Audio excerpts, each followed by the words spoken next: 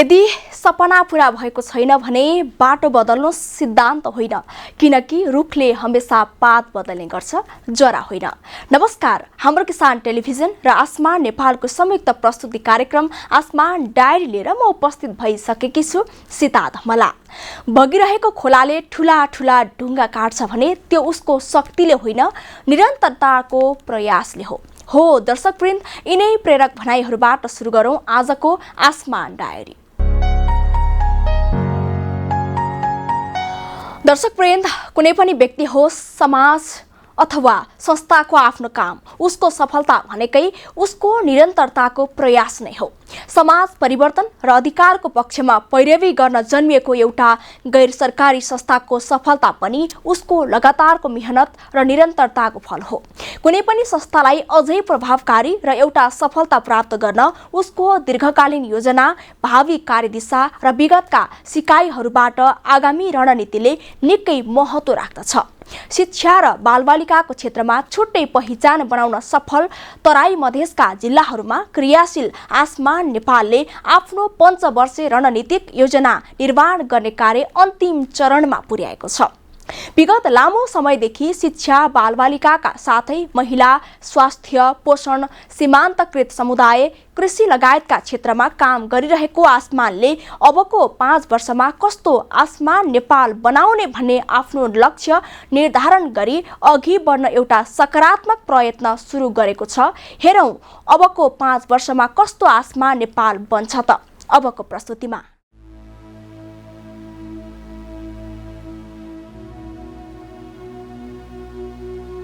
शिक्षा र बालबालिकाको क्षेत्रमा छुट्टै पहिचान बनाउन सफल तराई मधेसका जिल्लाहरूमा क्रियाशील आसमान नेपालले पञ्चवर्षीय रणनीतिक योजना निर्माण गर्ने कार्य अन्तिम चरणमा पुगेको छ।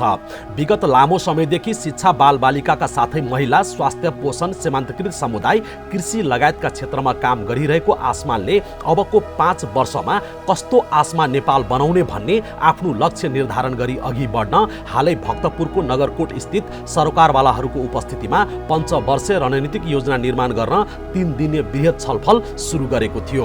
अब 2023 देखि 2028 सम्म 5 वर्षका लागि आसमान नेपालको भावी रणनीतिक योजना निर्माण हुनेछ। सोही रणनीतिक योजनाका आधारमा आसमान नेपालले आफ्ना विभिन्न गतिविधिहरू सञ्चालन गर्नेछ। यस अघि सम्पन्न गरिसकेको विभिन्न परियोजनाहरूको सूक्ष्म मूल्याङ्कन गरी आगामी दिनहरूमा आसमान नेपाललाई कसरी प्रभावकारी बनाएर अघि बढ्न सकिन्छ भन्नेमा भावी कार्ययोजना बनाउन आयोजित 3 दिने बृहत छलफल कार्यक्रममा आसमान नेपाललाई अबको 5 वर्षमा आफ्ना योजनाहरूलाई कार्यान्वयन गर्न गराउन 3 तहको सरकारदेखि विभिन्न दात्री निकाय, स्थानीय साझेदार संस्था, टिम परिचालन, आपतकालीन कोष निर्माण गर्न सहभागीहरूले आफ्नो सुझाव दिएका थिए। टेक्नोलोजीलाई एडप्ट गरियो भने चाहिँ जुन कुनै इमर्जेन्सीको अवस्थामा पनि हामीले गरेको कामहरूलाई प्रोटेक्ट गर्न सकिन्छ। आगामी दिनमा अझै यसलाई कसरी स्केल अप गर्न सकिन्छ, थिमको कुरा चाहिँ आयो, तर यो स्ट्राटेजिक भाषामा चाहिँ आएन। के देख्यो भने नि कन्फ्युजन इक्जाम्पल मात्रै दिएको। जस्तै एउटा मिटिङ हामी बसिरहेको थियौँ नि, तपाईँले के भन्यो भने गएको 24 घण्टामा प्रोजेक्ट पाउनु पर्यो भनेको थियो नि, अस्मिता पनि त्यसमा थियो। त्यो पनि एउटा स्ट्राटेजी हुनसक्छ नि त। पोलिसी पनि आसमानसँग धेरैवटा पोलिसिजहरू छ, गाइडलाइनहरू छ होइन, त्यो एउटा संस्थाको स्ट्रेन्थ हो। बेटी पढाऊ बेटी बचाऊ अनि अर्को चाहिँ फुल टाइम फर्मल डे स्कुलको कुरा थियो। त्यो बाहेक पनि अबको आउँदो 5 वर्षमा डिफ्रेन्ट इस्यु बेस्ड ग्रासरुट लेभलको इस्यु फोकस गर्ने गरी डिफ्रेन्ट लेभलको हामी क्याम्पेन चलाउन सक्छौँ। ब्रान्ड त हामीसँग छँदैछ, हाम्रो संस्थाको एउटा लोगो छ, त्यो लोगोको एउटा ब्रान्ड छ। यसले के देखाउँछ भन्ने कुरा आफ्नो ठाउँमा छ। त्यसको ट्यागलाइन पनि छ हामीसँग, यसलाई भन्छ ट्यागलाइन पनि छ। अब यो ट्यागलाइन हामीले राख्ने कहाँ, कुन ठाउँमा राख्ने, कहाँ राख्यो भने चाँडै देख्छ, यो तल राख्दाखेरि चाँडै देख्छ कि माथि राख्दाखेरि चाँडै देख्छ हो, त्यो पोलिसी हुनुपर्छ। जब हामीले व्यक्तिलाई बच्चालाई शिक्षित बनाउँदै लाँदैनौँ तबसम्म बच्चा त काम गर्न छोड्दैन। तिनीहरू प्रदेशमा अथवा जहाँ काम गर्नुहुन्छ तपाईँले त्यो के गर्यो, त्यसलाई तपाईँले पनि अघि सरले भन्नुभयो प्रोजेक्ट ब्याङ्क नै बनाउनु पर्ने हुन्छ। कार्यक्रममा सहभागी महिला बाल बालिका तथा ज्येष्ठ नागरिक मन्त्रालयका उपसचिव शेखर बाबु कार्कीले आगामी 2023 देखि 2028 सम्म 5 वर्षको लागि आसमा नेपालले बनाउन लागेको रणनीतिक योजनामा मन्त्रालयको तर्फबाट सुझावहरू दिँदै अन्य प्रदेशको तुलनामा प्राय जसो सबै क्षेत्रमा पछि परेको मध्य प्रदेशका विभिन्न सूचाङ्कहरूलाई सुधार गर्न पनि आसमा नेपाललाई सुझाव दिएको जानकारी दिनुभयो। महिला बालबालिका तथा ज्येष्ठ नागरिक मन्त्रालयमा उपसचिवको रूपमा काम गरिरहेको छु। जुन म हिजोदेखि यो आसमान नेपालको कार्यक्रमको आगामी 2023 देखि 28 सम्मको जुन उहाँले 5 वर्षीय रणनीतिक योजनाको लागि काम गरिरहनु भएको छ, गरेका कुराहरू उहाँले त्यो बेला देखेका भिजनहरूको मूल्याङ्कन गर्दै आगामी रणनीतिमा के कसरी जाने भन्ने हिसाबले हामीलाई पनि यसमा सम्मिलित गराउनु भएको छ। अब हामी कसरी जाने, कस्तो रूपमा जाने, हामीले रणनीति के लिने भन्ने कुराहरूको गाइड चाहिँ उहाँहरूले पक्कै पनि यो 2072 सालको संविधानले चाहिँ महिला बालबालिकाका सम्बन्धमा, शिक्षाका सम्बन्धमा लेखेका कुराहरूलाई हासिल गर्नलाई र त्यसमा 2076 देखि लागू भएको यो 15 योजना ले लिएका कुराहरूलाई पनि आसमान नेपालले चाहिँ लागू गर्न खोजिरहेछ। उहाँले शिक्षा, स्वास्थ्य, महिला बालबालिका, विभिन्न आय आर्जन, कृषि सहित रोजगारीका क्षेत्रमा 2072 को संविधान र 15 योजना सहित स्थानीय सरकारहरूसँगको सहकार्यमा काम गर्ने गरी निर्माण हुन लागेको आसमान नेपालको 5 वर्षीय रणनीतिक योजना निर्माणमा आफ्ना सुझावहरू दिएको जानकारी दिनुभयो। अर्को चरणको स्थानीय चुनावहरू भयो, स्थानीय सरकारहरू गठन भइसकेका छ भने स्थानीय सरकारहरूलाई पनि कसरी लिएर जाने र आगामी 5 वर्षमा यो हाम्रो आसमान नेपाल चाहिँ कस्तो रूपमा जाने, जसले गर्दाखेरि चाहिँ उहाँहरूको जुन कार्यक्षेत्र विशेष गरी मध्य प्रदेश हो, मध्य प्रदेशमा का इन्डिकेटरहरू हेर्नुभयो भने सबै 7वटा प्रदेशहरूमध्येमा धेरै कुरामा चाहिँ मध्य प्रदेशको ऱ्याङ्किङ चाहिँ तल छ। त्यो कुरा चाहिँ मध्य प्रदेशबाट निकालिएको आवधिक योजनामा पनि प्रश्न पारेको छ भने राष्ट्रिय योजनामा डाटाहरू हेर्दाखेरि पनि मध्य प्रदेशमा चाहिँ अरू प्रदेशभन्दा धेरै कुराहरूले चाहिँ पछाडि छ। त्यो शिक्षाको क्षेत्रमा होस्, चेतनाको कुराहरूमा होस्, सर्भिस सेक्टरमा योगदानको कुराहरू हो, सबैमा हो।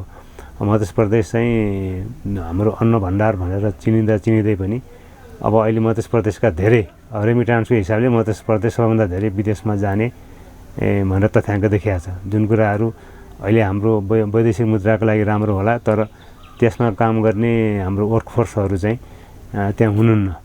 त्यहाँ जसले गर्दाखेरि त्यहाँका कृषिहरू र अरू श्रम बजारहरूमा चाहिँ हामीले सबै आयातित श्रमहरूलाई चाहिँ प्रयोग गरिरहनु परिरहेको छ। र अहिलेको यो आसमान नेपालले ती 2 नम्बर मध्य प्रदेशलाई र उहाँले गरिरहनु भएको चाहिँ यो गरिब घर पहिचान परिचय पत्र, जसले हामीले चाहिँ अल्पसङ्ख्यक भनेर भन्छौँ, उहाँहरूलाई नै माथि लिएर गएर उहाँहरूलाई नै अझ माथि चाहिँ आय आर्जन बढाएर लाने, त्यसपछि महिला सशक्तिकरणका कुराहरू, त्यसपछि बालश्रम मुक्त अभियानको रूपमा चाहिँ उहाँहरूले त्यसलाई स्कुल ड्रप आउट नहुने अथवा सबै बच्चाहरू स्कुल जाने उमेरका बच्चाहरू स्कुलमै रहने जुन कार्यक्रमहरू ल्याउनु भएको छ र आगामी रणनीतिमा पनि त्यो कुराहरूले उहाँले लागू गर्दै जाने जुन गर्नुभएको छ। त्यसले गर्दाखेरि चाहिँ समग्र देशले लिएको एउटा उद्देश्य पुरा हुनेछ र मध्य प्रदेशका जुन इन्डिकेटर सूचकाङ्कहरूमा जुन पछाडि परिएको छ, त्यो गरिबीको उसमा हो, आय आर्जनकोमा होस्, त्यसपछि शिक्षाकोमा होस्, रोजगारीकोमा होस्, प्राविधिक शिक्षाको धारमा होस्, ती सबैलाई चाहिँ उहाँहरूले जुन यो एउटा कुमुलेटिभ भन्छ नि, सबैको सहयोगले र विभिन्न दात्री निकायहरू, नेपाल सरकार, स्थानीय एनजिओहरू सबैको सहयोगले उहाँहरूको आगामी 5 वर्षीय रणनीति चाहिँ त्यही हिसाबमा अहिले घनीभूत रूपमा छलफल गरिरहनु भएको छ। हामी पनि त्यसमा चाहिँ सहभागी भइरहेका छौँ र हाम्रो राष्ट्रिय लेभलमा जुन हाम्रो महिला बालबालिका तथा ज्येष्ठ नागरिक मन्त्रालयले हामीहरूले पनि एउटा पोलिसीहरू लिएको हुन्छ, हामीलाई 15 योजनाले गाइड गरिरहेको हुन्छ, ती कुराहरू पनि के परेनन् भन्ने कुराहरूमा चाहिँ हामीले पनि उहाँहरूलाई चाहिँ इनपुट दिइरहेछौँ। आसमा नेपालले बनाइरहेको 5 वर्षीय रणनीतिक योजना निर्माणमा आफ्नो सुझाव दिन भक्तपुरको नगरकोट पुग्नु भएकी शिक्षा विज्ञान तथा प्रविधि मन्त्रालयको ECD प्रारम्भिक बाल विकास तथा विद्यालय पोषण शाखामा शाखा अधिकृतको रूपमा कार्यरत सुशीला अर्यालले मध्य प्रदेशमा शिक्षा, न्युट्रिसन, बाल श्रम सम्बन्धित धेरै क्षेत्रमा काम गरिरहेको भन्दै शिक्षा क्षेत्रमा लामो समयदेखि काम गरिरहेको आसमान नेपालको कार्यक्रममा पहिलो पटक सहभागिता जनाएकी अर्यालले यसअघि आसमानले यति धेरै कामहरू गरिरहेको आफूले नसोचेको भन्दै प्रशंसा गर्नुभयो। म सुशीला अर्याल, म शिक्षा विज्ञान तथा प्रविधि मन्त्रालयमा शाखा अधिकृतको रूपमा कार्यरत छु र म त्यहाँ अहिले ECD प्रारम्भिक बाल विकास तथा विद्यालय पोषण शाखामा कार्यरत छु। र हाम्रो यो आसमान नेपाल कार्यक्रम मैले त म मन्त्रालय आएको 3 वर्ष भयो।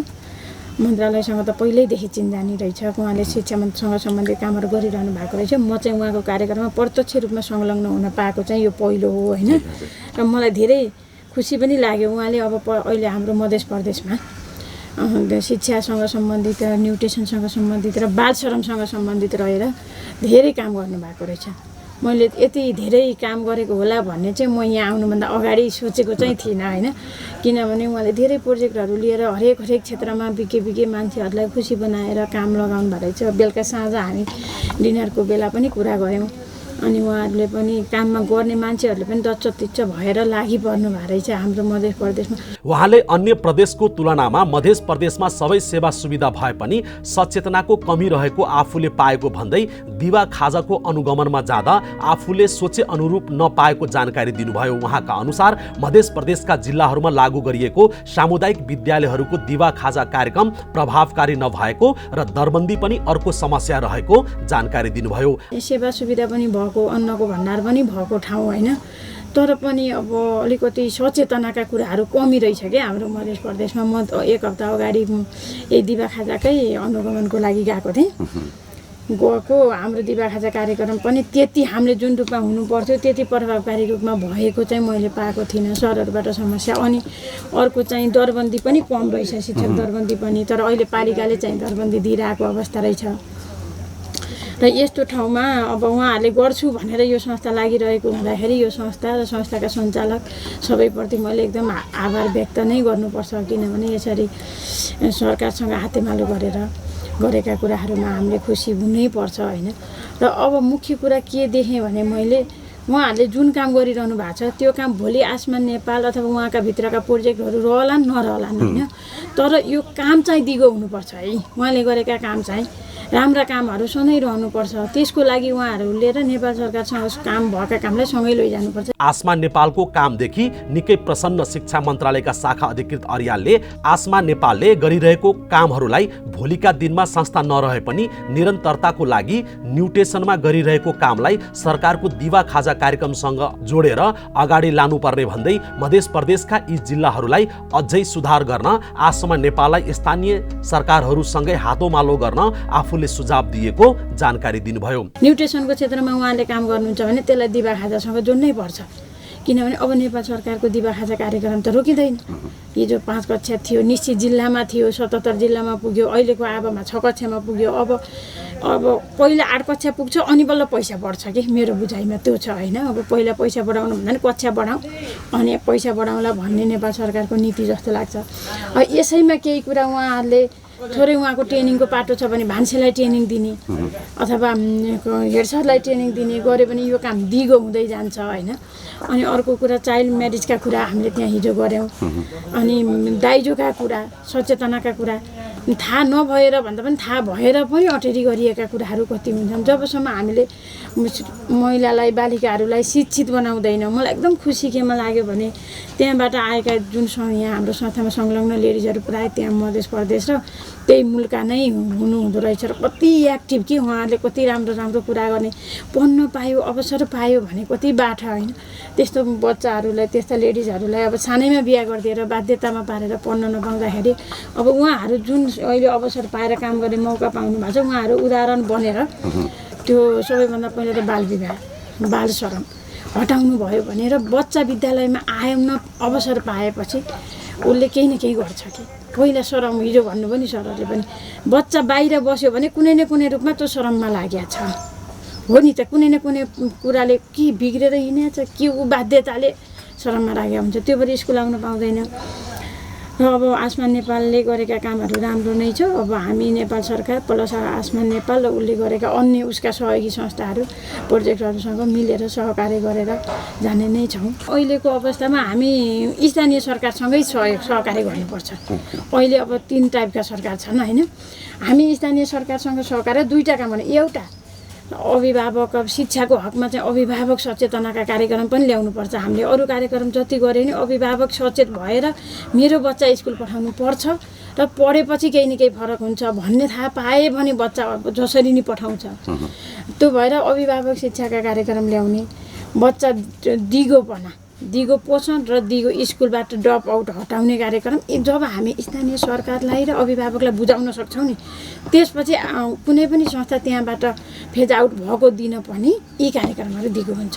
अबको 5 वर्षमा कस्तो संस्था बनाउने त आसमान नेपालका सञ्चालक समितिका सदस्य रेखा यादवको यस्तो सपना छ। नमस्ते, मेरो नाम रेखा यादव, घर गणेश मानचारनाथ, नगरपालिका धनुषा। म आसमान नेपालको अहिले बोर्ड मेम्बर हुँ। आसमान नेपाल धेरै नै काम गरिराखेछ, धेरै प्रगति पनि भएको छ र हाम्रो आसमान नेपालको काम चाहिँ हाम्रो नभएर समुदायमा छ भएको, अनि उहाँहरूले आफ्नो स्वीकार गरिराखेछ। जुन पालिकाहरूमा छ कामहरू चलिराखेको छ त्यहाँ चाहिँ आफ्नै स्वीकार गरेर अहिले चाहिँ हामीलाई सहयोग पुर्याउनु भएको छ र आगामी 5 वर्षमा चाहिँ हामी एउटा सपना राम्रो हेरेका छौँ।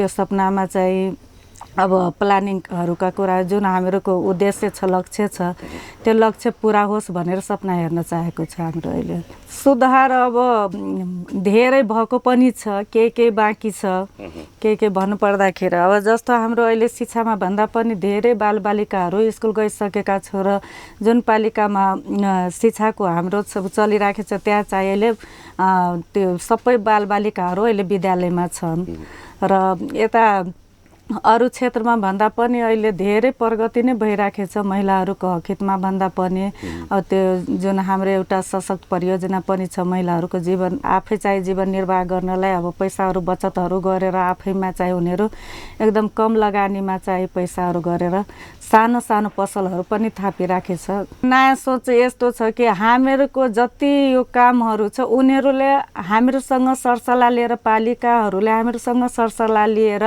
बैठकहरूमा बसाउने गर्ने, सबै प्लानिङहरू बनाउने त्यस्तो गरिराखेछ उहाँहरूले र सल्लाहले पनि अब सबै दुई थरी नै बस्नु पर्यो र काम गर्नु पर्यो भनेर अब जस्तो पालिकाहरूमा हाम्रो घोषणापत्रमा पनि यो बालबालिकाको जुन हाम्रो अभियान छ, पूर्ण समय बालबालिकाहरू विद्यालयमा हुनुपर्छ भनेर उहाँहरूले मेयरहरूले पनि घोषणापत्रमा पनि राखेछ। त्यहाँ त्यसरी गरिराखेछ। अब सहज बनाउनको लागि पनि अहिले कुनै ठाउँमा अलि अप्ठ्यारो पनि भएको जस्तो महसुस छ र धेरैमा चाहिँ राम्रो पनि भएको छ। त्यस्तो हामीलाई हेरेको पनि छौँ र यहाँ भइराखेको पनि छ। अब त्यहाँ सहज बनाउनलाई अब हामीहरूकोसँग कोअर्डिनेट र उहाँहरूसँगको कोअर्डिनेट सम्झौताहरू पनि भइराखेको हुन्छ र आगामी दिनमा पनि आशा हामीहरूले राखेको छ कि राम्ररी हुन्छ भनेर गर्नुपर्ने। उहाँहरूले हामीहरूले अलि त बाटो देखाइदिने मात्रै हो, गर्ने त उहाँहरूले हो। भविष्यको दिशा निर्देश गर्नेदेखि लिएर आगामी दिनमा संस्थालाई कसरी बलियो र प्रभावकारी बनाउन सकिन्छ त झन्डै 10-12 वर्षदेखि आबद्ध आसमान नेपालका सदस्य राम प्रवेश यादवको संस्थालाई भविष्यको सरकारलाई समेत सुझाव दिन सक्ने गरी सफल संस्था बनाउन यस्तो सुझाव दिनुभयो। म राम प्रवेश यादव, मेरो घर त रौतहट हो। म चाहिँ अहिले आसमानको एउटा मेम्बर,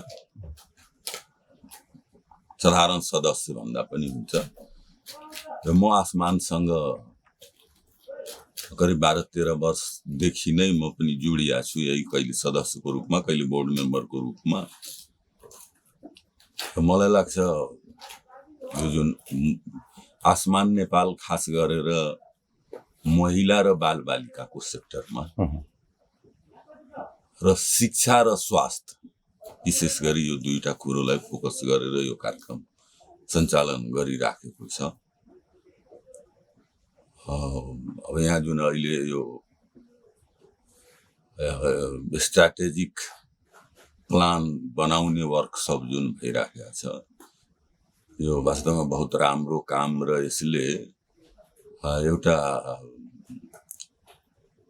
भविष्यको दिशानिर्देश गर्नेदेखि लिएर यसले स्टाफहरूमा पनि अलिकति क्यापेसिटी बिल्डिङको काम समेत गर्छ र जसको यो स्टाफमा पनि दक्षता विकास गराउने र यो योजना तर्जुमा नै कसरी गर्ने, के आधारमा गर्ने र त्यो यो अलिकति यो अहिले भएको हिसाबले यसले वास्तवमा अलिकति यसलाई बढी व्यवहारिकतातिर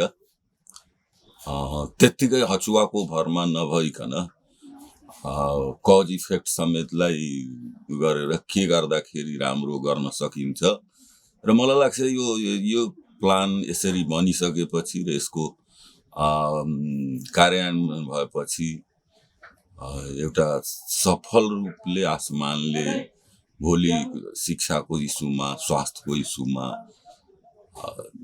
गभर्नमेन्ट अर्गनाइजेसनलाई पनि केही सजेस्ट गर्न सक्छ। मध्य प्रदेशमा त आसमानलाई सबैले चिनिराखेका छ, आसमान भनेर शिक्षाको क्षेत्रमा, स्वास्थ्यको क्षेत्रमा महिला र बालबालिकाको लागि काम गर्ने हो। 5 वर्षमा यो प्लानिङको उसले पनि स्टाफहरूमा पनि दक्षता विकास हुन्छ र त्यसले गर्दाखेरि झन् यो कुरोलाई र अब कहाँनिर के कमी कमजोरी छ त्यसलाई विश्लेषण गरेर यसले गभर्नमेन्टलाई समेत प्रदेश लेभलमा, संघीय लेभलमा दिशानिर्देश गर्छ। संस्थाले आफ्नो 5 वर्षको लागि भावी रणनीति बनाइरहँदा संस्थामा झण्डै 4 कार्यकालदेखि आबद्ध आसमान नेपालका कोषाध्यक्ष लक्ष्मी विश्वकर्माले आगामी दिनमा आफ्नो संस्थामा अन्य स्रोत नहुँदा पनि आफ्नै स्रोतबाट भए पनि दिगो रूपमा सञ्चालन गर्न दिगो कोषको व्यवस्थादेखि आफ्नै भवन निर्माणसम्म हुनुपर्ने उनको सपना छ।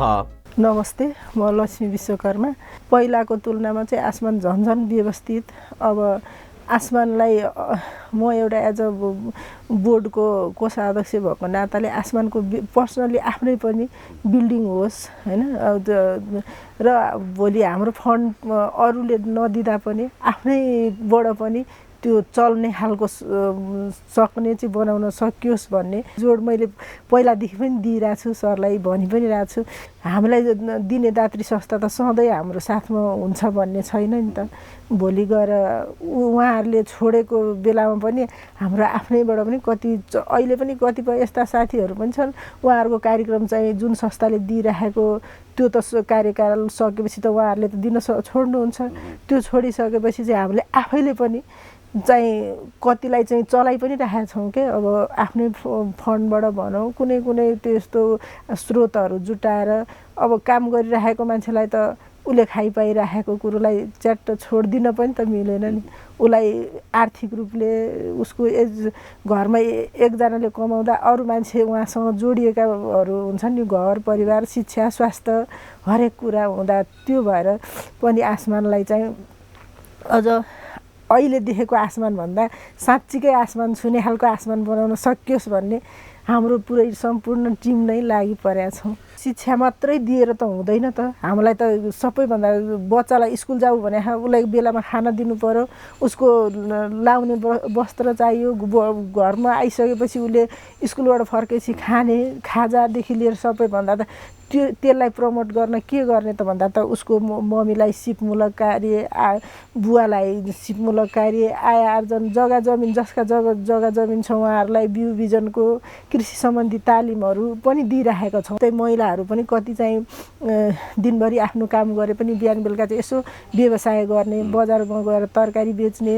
उहाँहरूलाई त्यस्तो के अरे हामीले पैसा दिएर होइन कि उहाँहरूलाई यहाँ ठाउँमा जाँदा चाहिँ तपाईँहरूले यो सहयोग पाउनुहुन्छ भनेर सल्लाह सुझाव दिने गरेछौँ। अब कतिपय मान्छेलाई चाहिँ अहिले पनि के चाहिँ थाहा रहेछ भने पोषण भत्ता पाउँछ बच्चाले, तर कहाँ पाउँछ, कुन समय पाउँछ, के प्रक्रिया पुरा गरेपछि पाउँछ त भन्ने कुरा पनि उहाँहरूले बुझ्नु भएको छैन के कतिपय ठाउँमा चाहिँ।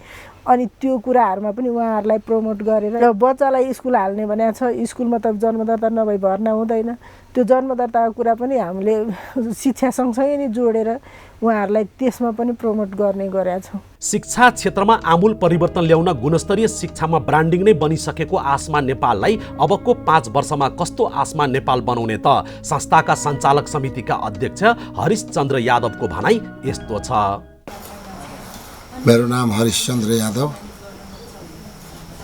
हाल म आसमान नेपालको सञ्चालक समितिको अध्यक्ष। आसमान नेपालले 5 वर्षपछि यो जुन हामी स्ट्राटेजिक प्लानिङ गर्दैछौँ त्यसको लागि एउटा सबभन्दा पहिला गुणस्तरीय शिक्षाको लागि एउटा ब्रान्डिङ आसमान नेपाल जहाँ गए पनि जुन ठाउँमा कार्यक्रम सञ्चालन गरे पनि ए आसमान नेपाल आयो, अब यहाँ गुणस्तरीय शिक्षा यहाँका बालबालिकाहरू सबै पाउँछ भनेर एउटा जेनरल पब्लिकमा मासमा यो कुराको प्रभाव पर्नेछ।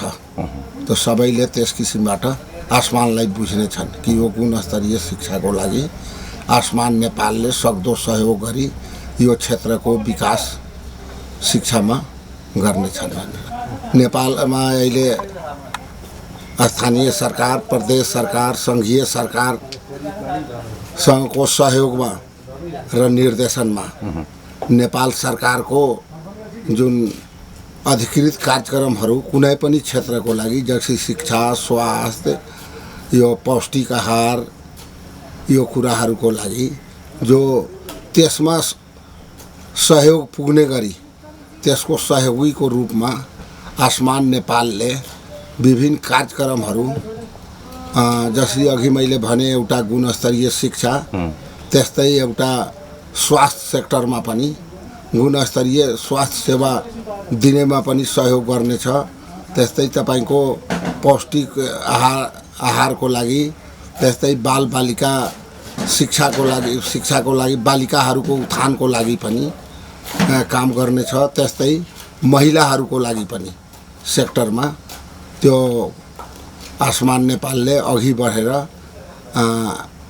आफूले पब्लिकमा एउटा राम्रो प्रभाव पार्ने किसिमबाट अगाडि बढ्नेछ। धनुषा जिल्लाको जनकपुरमा केन्द्रीय कार्यालय स्थापना गरी सुरु भएको संस्थाले स्थापना कालदेखि नै शिक्षा, स्वास्थ्य, बाल अधिकारको संरक्षण, प्रवर्धन, महिला पोषण, जीविकोपार्जन, कृषि, रोजगारी लगायतका क्षेत्रहरूमा काम गरिएको आसमान नेपालको अबको 5 वर्षीय योजना के छ? आसमान नेपालका कार्यकारी निर्देशक नवल किशोर यादवको भनाइ यस्तो छ। स्ट्रेटेजिक प्लानिङ भनेको संस्थाको एउटा एकदमै महत्त्वपूर्ण डकुमेन्ट हो र स्ट्रेटेजिक प्लान अनुसार यो डकुमेन्टमा जुन कुराहरू अहिले डिफ्रेन्ट स्टेक होल्डरहरूको, अब गभर्मेन्टको, अब स्टाफहरूको, बोर्डको, जेनरल मेम्बरको, कम्युनिटीको भोइसहरूलाई चाहिँ आसमानलाई के सुझाव लाग्छ, आसमान कस्तो काम गर्नुपर्छ, भोलि दिनमा कुन डाइरेक्सनमा जानुपर्छ भन्ने यो चाहिँ मार्गदर्शन गर्ने डकुमेन्ट हो र यो डकुमेन्ट हाम्रो चाहिँ लाइभ डकुमेन्ट बन्छ र यसमा चाहिँ विगत 5 वर्षदेखि हामीले गरेको अनुभवहरूलाई आधारमा यो डकुमेन्ट बनाउने हो र यसमा चाहिँ अलिकति हामीले फोरसाइटेड चाहिँ अहिलेको अब फेडरल सिस्टममा अथवा आइज अर्गनाइजेसन डेभलपमेन्टमा चाहिँ अझ हामी कुन एरियामा बढी चाहिँ इम्फाइसिस गर्ने, फोकस गर्ने, यी कुराहरू चाहिँ एउटा डाइरेक्सन चाहिँ यसले चाहिँ दिन्छ हामीलाई र यो डाइरेक्सन लिँदाखेरि अब यसमा धेरै कुराहरू एनालाइसिस गरिन्छ।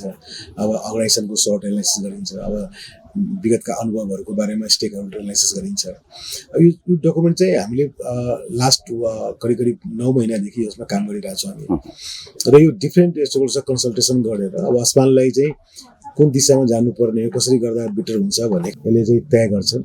आसमान नेपालले चाहिँ एजुकेसन र हेल्थमा पनि चाइल्ड न्युट्रिसन, लाइभलीहुड र गुड गभर्नेन्सका कुराहरूमा चाहिँ र डिजास्टर म्यानेजमेन्टका कुराहरूमा बढी फोकस गरेर काम गर्नुपर्छ भन्ने खालको सुझाव आएको छ र त्यसमा पनि अब धेरै प्रकारका सुझावहरू आएको छन्। अब कसैले अब 7वटै प्रदेशमा जानुपर्छ आसमान भन्ने पनि सुझाव आएको छन्, तर स्टिल हामी चाहिँ अब फोकस चाहिँ मध्य प्रदेश नै हुन्छ, प्रोभिन्स 2 नै हुन्छ।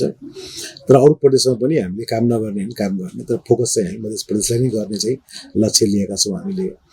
र अझ अलिकति चाहिँ अलि साथीहरूबाट सुझाव कस्तो आइरहेको छ भने अब आसमान नेपाल आएज चाहिँ अरू सिभिल सोसाइटीहरूलाई, सिभिओजहरूलाई चाहिँ मोड चाहिँ पार्टनरसिप गरेर उनीहरूको क्यापेसिटी बिल्ड डेभलप गरेर आसमानले लिएको एजेन्डाहरू लिएको मिसनहरू चाहिँ अरू सिभिलसँग मिलेर चाहिँ कन्सोर्टियममा कसरी जान सकिन्छ त्यो लाइनमा पनि आसमानले सोच्नुपर्छ भन्ने खालको सुझावहरू आएको छ। मूल कुराहरू जुन चाहिँ हाम्रो मिसन भिजनका कुराहरू जुन बालबालिका र महिलाको लागि काम गर्ने संस्था आसमान नेपालले चिनिन्छ, एजुकेसनको एरियामा काम गर्ने चिनिन्छ, त्यो त मूलत चेन्ज हुँदैन।